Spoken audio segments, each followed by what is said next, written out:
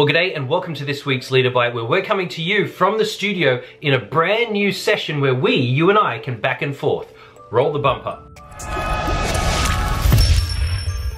Well, this week at LeaderBite, we are talking about a social phenomenon that is blowing my mind in our social circles. It's been talked about by psychologists online, it's been written by experts in blogs, as well as talked about through the paranormal circles of the internet as well, which speaks to this idea of the Mandela effect. A phenomenon that talks about how you and I experience fact every day, we experience real experiences, but when we go to recall it, our memory loses pieces of the experience due to impact from culture, impact from social networking, and impact from normal life. So the recall is different, and this is really important as a leader, but we'll talk to that at the end. So let's play you and I back and forth.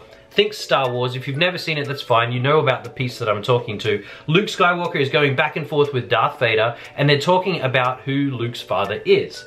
And there's that crucial line that James Earl Jones as Darth Vader shouts out, and he says to his son, who's standing there with one arm because it's just being chopped off by a lightsaber, he looks at him and he says what? He says, "Luke, I am your father," right? But listen to this in the real movie. What actually happened?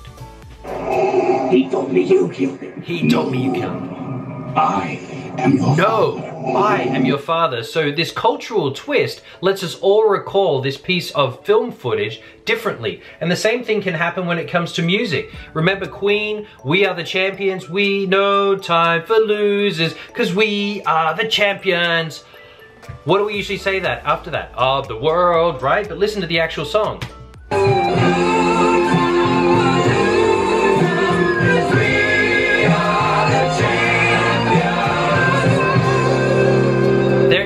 Of the world, but yet we fill it in as if it was part of the song, and it happens throughout different pieces of songs, at least in my life, when I'm trying to sing them in the radio. And the final clip that I'd love to show you is a famous line from the movie Forrest Gump, where Forrest is sitting there with chocolates, and there's that famous quote that he uses with the chocolates. He turns to the lady and he says, "Mama always said, life is like a box of chocolates." At least that's how we all remember it. But as you listen, he doesn't actually say life is like a box of chocolates, like you and I just said. He says, "My mom always said life was like a box of chocolates." Right, life was like a box of chocolates. So again, it's this phenomenon that we all recall things in different ways, and typically culture and influence does have an impact on how we recall certain memories.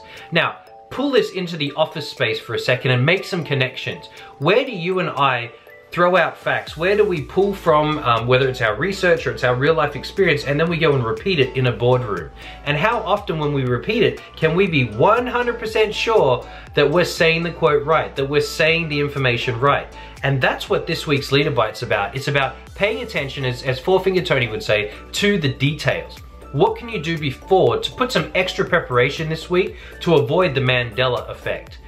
Great things to think about, and if you're wondering why it's called the Mandela effect, the origins of this particular effect in the psychological and paranormal circles was based on the idea that in South Africa, when Nelson Mandela was in jail, people thought that he was dead. And when you'd ask people in real life, there was that crisscross of facts. So what are you going to do this week? How are you going to avoid the Mandela effect? How could you share this effect and maybe have a little play with your teams as well? And what connections can you make to your role as a leader and influencer?